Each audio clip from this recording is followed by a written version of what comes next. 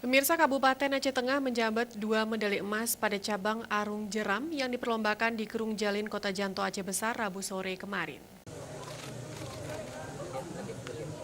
Perlombaan arung jeram dibuka langsung oleh Bupati Aceh Besar Mawardi Ali dan dihadiri Ketua Harian KONI Kamarudin Abu Bakar atau yang akrab disapa Abu Razak. 2 medali emas Aceh Tengah diperoleh dari nomor tim sprint putra dan putri. Medali perak di nomor sprint putri diraih Birin dan perunggu direbut tim Aceh Besar.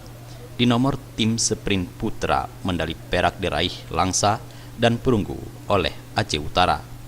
Usai lomba langsung dikalungkan medali kepada pemenang oleh Ketua Harian KONI Aceh Kamarudin Abu Bakar, PB Faji dan Pengprov Faji Aceh.